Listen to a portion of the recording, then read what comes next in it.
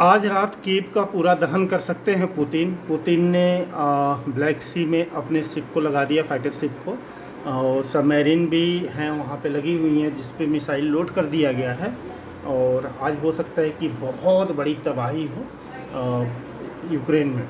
Kyiv पे वैसे 48 घंटे से लगातार चल रहा है, नॉन स्टॉप चल रहा है और ट्रिपल अटैक हो रहा है बाई फाइटर प्लेन के द्वारा अटैक कर रहे हैं और डायरेक्ट मिसाइल से भी अटैक कर रहे हैं और सी से, समुद्र से भी कर रहे हैं। तो ये हर तरीके से अटैक हो रहा है। आप देखेंगे तो रूस का आज जो टारगेट है वो यूक्रेन सैन्य भर्ती कार्यालय था, तो उस पर उन्होंने ब्लास्ट कराई है और वहाँ पे जो यूक्रेन सेना में नई भर्ती रोकने की कोशिश कर रहे हैं। और पुतिन का ट्रिपल अटैक आज होने वाला है फिर यूक्रेन पे। देखिए अभी 3 मिसाइल से उन्होंने प्रहार करी है, जो आप देखेंगे कि भीषण तबाही, चाहे ओडेसा हो, कीव हो, सुमी हो, डोनेस्क में अभी जो कब्जे में बाकी है उनका आप देखें, स्लोवेनियास्क हो, क्रामातोर्स्क हो, पोक्रोवस्क हो, ये सभी जगहों पे भीषण अटैक कर रही है।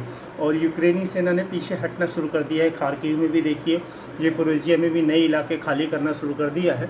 और यूक्रेन ने 7 नई टुकड़ी भेजी है खेरसोन में, लेकिन आप देखेंगे कि रूस ज़बरदस्त हमला कर रहा है, किसी भी तरीके से यूक्रेन को बचने नहीं दे रहा है। और यूक्रेन भी अटैक कर रहा है, अपने ड्रोन्स के द्वारा अटैक कर रहा है, भीषण अटैक कर रहा है रूस में। आप देखेंगे कि रूस में भी इन्होंने कई फैक्ट्रियों को ब्लास्ट से उड़ा दिया, ड्रोन से ब्लास्ट कराया। तो पूरा दोनों लोग लगे हैं, लेकिन आप देखेंगे कि पूरी तरीके से तबाह होता जा रहा है यूक्रेन। रूस पे उतना असर नहीं पड़ रहा है, लेकिन ये पूरी तरीके से तबाह हो रहा है। और 24 घंटे में यूक्रेन को बहुत भीषण नुकसान हुआ है।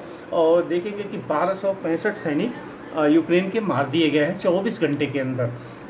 और वेपन्स का आप देखेंगे, वेपन डिपो उड़ा दिया है पोल्टावा में, नेप्रोपेट्रोव्स्क में देखा ही है कि फैक्ट्री को ब्लास्ट में उड़ा दिया, ड्रोन के ब्लास्ट कराया है। और यूक्रेन को 24 घंटे बहुत भीषण तबाही हुई है और पुतिन का ट्रिपल अटैक लगातार चल रहा है। और आज हो सकता है कि उनके लिए बहुत भीषण अटैक हो यूक्रेन पर। तो पुतिन है कि जब तक पूरे यूक्रेन पे कब्जा नहीं कर लेंगे वो रुकेंगे नहीं। और दूसरी तरफ जेलेंस्की है, वो कॉमेडियन है, उसको देश से कोई मतलब नहीं है, वो देश को पूरी तरीके से बर्बाद कर देगा, बाद में भाग जाएगा दूसरे देश में। तो यूक्रेन की जनता को समझना चाहिए कि या तो समझौता हो जाए, सीज फायर हो जाए, जैसे भी। अब पुतिन के 4 टारगेट लॉक कर दिए हैं, जो मिशन यूरोप में है। आप देखेंगे कि जिसमें ब्रिटेन मेन टारगेट है, ब्रिटेन है, जर्मनी है, पोलैंड है और शायद अगला हो सकता है एस्टोनिया। तो ये लगे हुए पूरी तरीके से हमला कर रहे हैं और सब कुछ चाहते हैं। सही बात है, यूक्रेन का जो पूरी तरीके से विनाश चल रहा है और पुतिन जानते हैं कि जब तक वो विनाश नहीं करेंगे इसका, तब तक कुछ भी नहीं हो सकता। और ब्लैक सी में यूक्रेन ने भी हमला किया है। आप देखें कि यूक्रेन का हमला हुआ है, रूसी ब्लैक सी फ्लीट पर अटैक किया है। तो उससे भी आप देखेंगे कि पुतिन बहुत ही गुस्से में हो गए हैं। और गुस्से में होने के बाद आप देखिए जो इन्होंने टारगेट दिया, पोलैंड, लिथुआनिया, एस्टोनिया, लातविया, ये तो टारगेट है ही, लेकिन मेन टारगेट इनका ब्रिटेन ही है।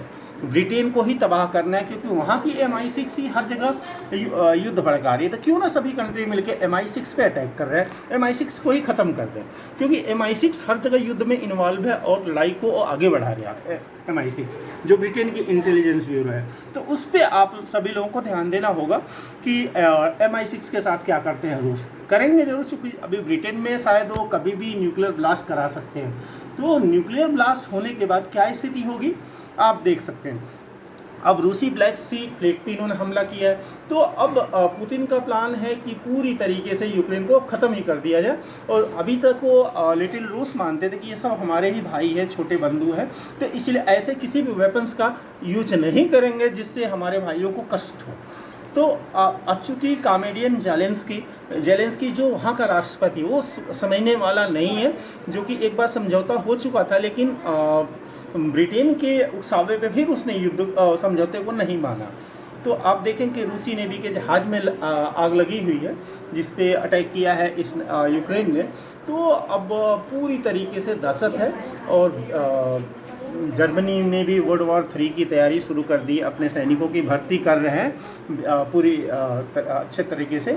और फ्रांस से चूँकि मैक्रो से इन्होंने बात करी थी, तो मैक्रो से बात करने के बाद शायद उसको भी टारगेट से हटा दिया, क्योंकि फ्रांस अब धीरे धीरे अपनी स्पीड को स्लो कर रहा है और वो हथियार देने में भी थोड़ा कोताही बरतने लगा है। लेकिन पुतिन का जो प्लान था वो लीक हो गया है, जिससे पूरे यूरोप में दहशत फैल गई है और हमला किसी भी टाइम हो सकता है। तुर्की, चीन और पाकिस्तान, आप देखेंगे कि ये जो तुर्की है वो नाटो मेंबर है, और पाकिस्तान अभी तक यूक्रेन को भेज रहा था हथियार। चीन रसिया के साथ है।